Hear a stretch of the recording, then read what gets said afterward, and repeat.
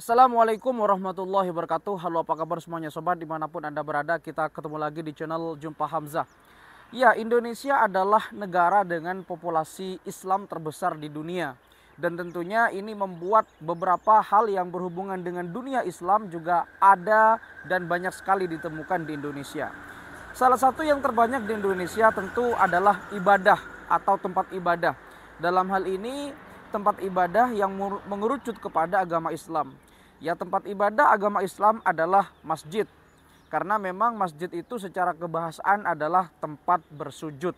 Sedangkan musola itu adalah tempat sholat. Ya, tetapi dalam episode kali ini kita tidak akan membahas tentang perbedaan masjid, musola, surau, langgar, atau yang lainnya. Kita akan terfokus kepada masjid. Jumlah masjid di Indonesia itu lebih kurang 800.000. Ya, jumlah tersebut adalah jumlah yang tentunya sangat banyak, hampir 1 juta. Dan di dunia yang paling banyak masjid itu adalah di Indonesia. Nah, kemudian masjid di Indonesia itu tentu sangat unik dari daerah satu ke daerah yang lain. Bahkan ada masjid yang memang berbentuk rumah ataupun berbentuk rumah adat, ya, seperti di Jawa begitu. Kebanyakan memang masjid-masjid di sana ada yang berbentuk joglo dan lain sebagainya. Nah, yang menjadi pertanyaan tentu ketika membangun masjid pasti membutuhkan dana yang tidak sedikit. Karena memang masjid itu rata-rata kalau di Indonesia ukurannya sangat banyak, ukurannya sangat luas dan bervariatif. Dan tentu hal ini membutuhkan biaya serta anggaran yang begitu banyak. Dan ketika pembangunan masjid dilakukan, biasanya akan ada penggalangan dana, open donasi ataupun yang lainnya. Tetapi yang menjadi persoalan adalah di beberapa daerah terkadang, ya, enggak semua, ini terkadang banyak masjid yang terkadang minta sumbangan sampai di jalan. Dan ini secara tidak langsung mengganggu pengguna jalan. Yang mana pengguna jalan itu adalah orang umum, ya, yang notabene mereka adalah pengguna jalan. Sehingga ini lama-kelamaan diikuti oleh beberapa daerah yang lain dan seterusnya itu. Ini akan kita coba kaji dan kita coba bahas. Ayo kita diskusi bersama kenapa masjid kok seperti itu. Putar dulu intronya.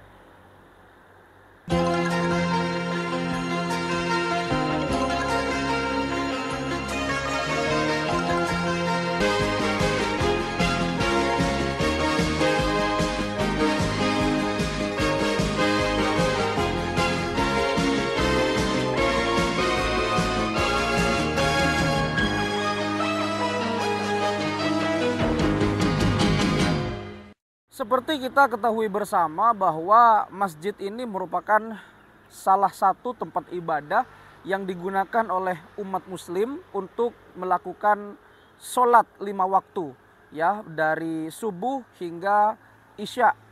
Tetapi pada dasarnya masjid itu adalah digunakan untuk keperluan bersama. Ya, fungsi masjid itu di zaman Rasul bukan hanya untuk sholat, tetapi fungsinya lebih bervariatif dan lebih beragam. Salah satunya adalah tempat mengumpulkan para sahabat untuk bertukar pikiran, untuk diskusi, kemudian untuk tempat menyebarkan syiar Islam, dan digunakan sebagai tempat untuk pendidikan dan sarana pendidikan begitu. Jadi pada zaman Rasul masjid itu tidak hanya digunakan untuk sholat berjamaah saja. Dan memang sebetulnya kalau kita kaji lagi, masjid di Indonesia itu rata-rata ya memiliki ukuran yang ya sangat luas begitu, sehingga ketika kita berbicara tentang fungsi masjid, ya barangkali kalau hanya digunakan untuk sholat berjemaah saja yang 5 waktu, setelah itu sudah tidak ada kegiatan. Walaupun ada kegiatan, hanya kegiatan tahunan seperti santunan anak yatim, peringatan Maulid Nabi, peringatan Isra Mi'raj, kemudian peringatan hari-hari besar Islam lainnya, ya penggunaan masjid dalam hal ini ya harus lebih dioptimalkan lagi. Karena biar bagaimanapun masjid itu kan adalah tempat ibadah. Dan tempat ibadah ini kalau kita merujuk kepada ibadah, wah itu luas sekali pembahasannya.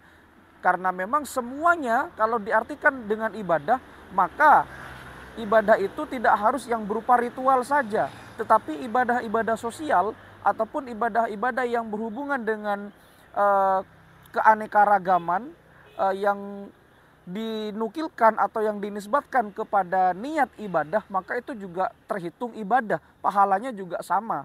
Walaupun sebetulnya dalam hal ini ibadah ritual itu lebih dikhususkan kepada ibadah-ibadah yang bersifat berjamaah dan lain sebagainya.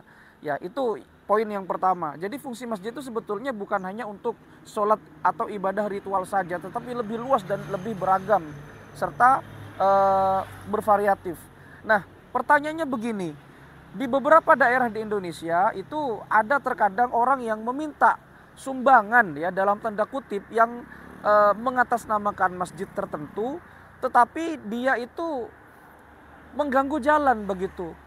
Jadi ketika Anda melihat ada satu daerah ataupun di daerah yang lain, entah itu di Jawa ataupun di luar Jawa, biasanya di beberapa pedesaan atau bahkan di kota sekalipun itu ada orang yang meminta-minta di jalan ya, yang mana biasanya ini mengganggu pengguna jalan, karena pengguna jalan itu kan melintas keseharian dan ini dimanfaatkan oleh panitia ya, mungkin panitia namanya, yang mengatasnamakan atau yang ingin minta sumbangan atau donasi untuk pembangunan masjid.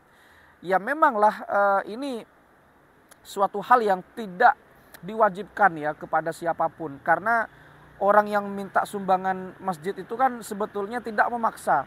Berapapun akan diambil, entah 1.000, 2.000, bahkan 500 perak. Kemudian orang yang di jalan juga sebetulnya tidak wajib untuk memberikan. Dan orang yang mengasih ya silahkan, yang nggak ngasih ya nggak masalah juga.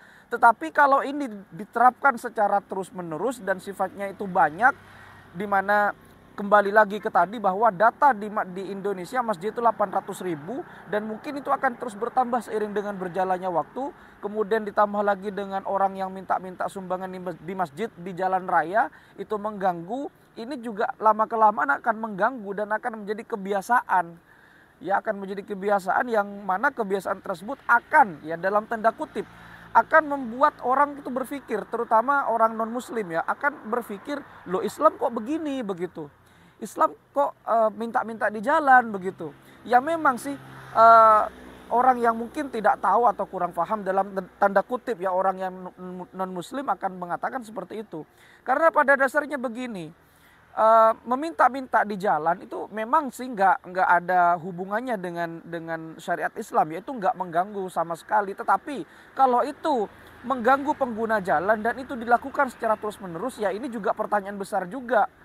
Dan akan mengganggu pengguna jalan, misalkan ada ambulan, ada mobil pemadam gitu, harus antri gara-gara ada sumbangan masjid. Itu juga barangkali harus diperhatikan ya.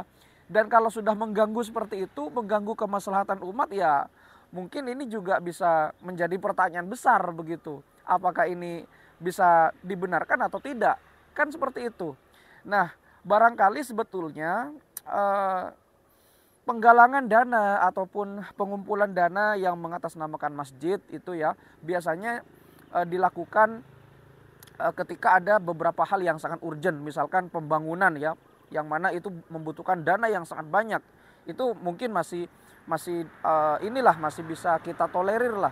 Tetapi kalau misalkan pembangunan itu hanya dalam tanda kutip untuk merenovasi sedikit gitu ya barangkali jangan sampai turun ke jalan. Ada beberapa cara yang lebih elegan yang bisa dimanfaatkan atau bisa dilakukan lagi.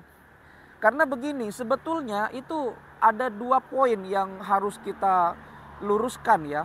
1, masyarakat. Jadi sebetulnya ketika ada pembangunan masjid, masyarakat tuh harus sadar bahwa masjid ini milik bersama begitu. Jadi mari kita bantu sebisanya. Dan nggak boleh dipaksa, yang penting masjid itu jadi begitu.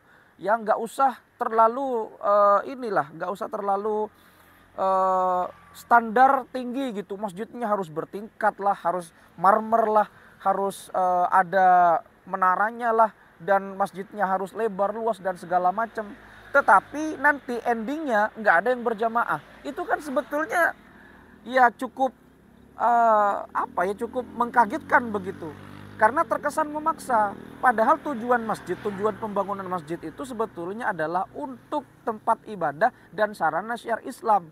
Yang mana sebetulnya ini tidak dipaksa untuk masjid itu harus bagus, masjid itu harus bertingkat, itu nggak dipaksa sama sekali.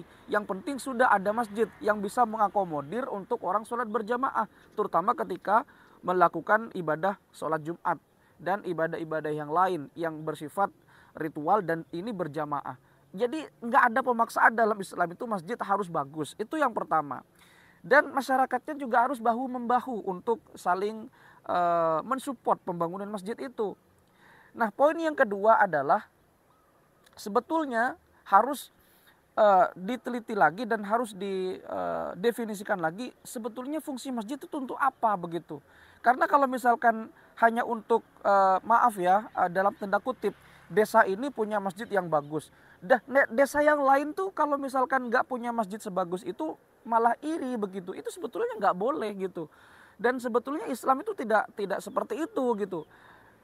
Cukup ada masjid aja, jadi nggak usah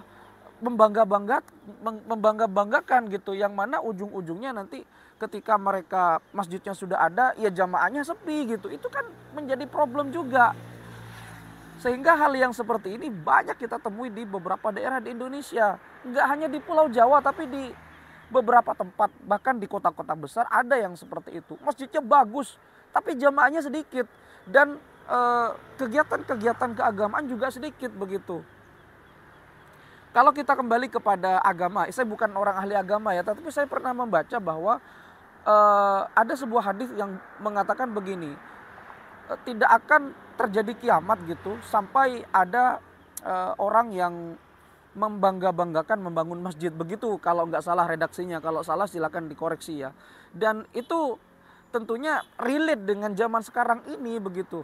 Ya kan aneh gitu, setelah mereka minta-minta sumbangan di jalan gitu ya, setelah itu ketika ada musafir atau ada orang yang mungkin sekedar numpang tidur atau mungkin rebahan, rehat sejenak dari aktivitas, itu nggak dibolehin gitu, dilarang tidur di masjid gitu.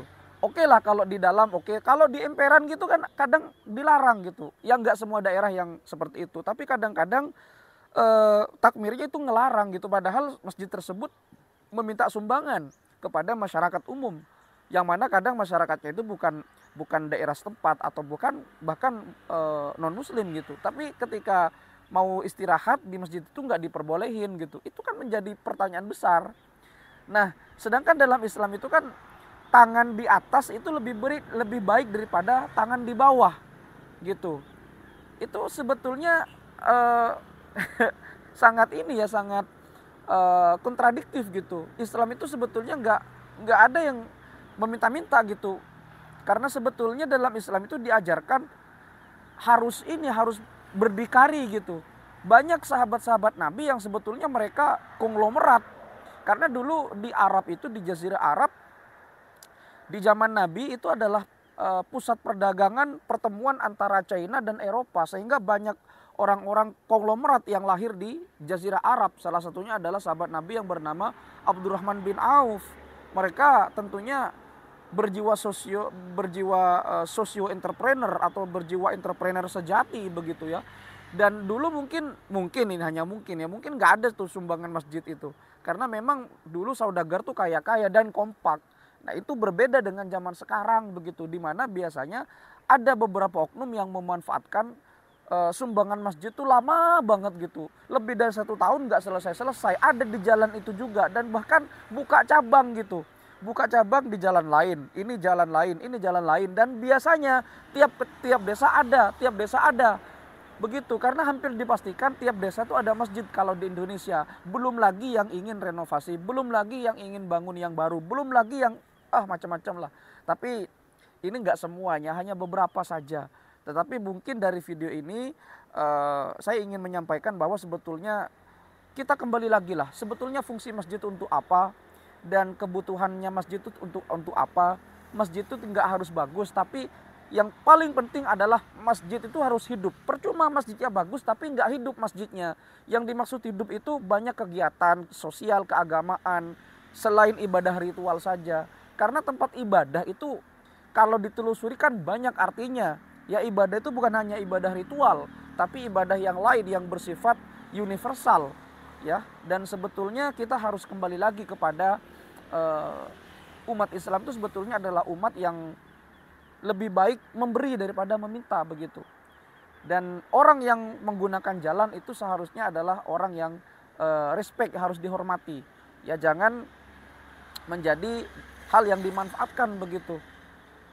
Barangkali itu saja yang bisa kita sharing pada episode kali ini. Kalau misalkan ada kata-kata salah ataupun ada referensi yang kurang tepat, saya minta maaf ya sekali lagi. Mudah-mudahan ini menjadi lebih baik lagi ya untuk kedepannya, agar tidak terjadi hal-hal yang tentunya bisa merusak citra antara umat beragama. Terima kasih, mudah-mudahan bisa bermanfaat. Sampai jumpa di video berikutnya. Wassalamualaikum warahmatullahi wabarakatuh.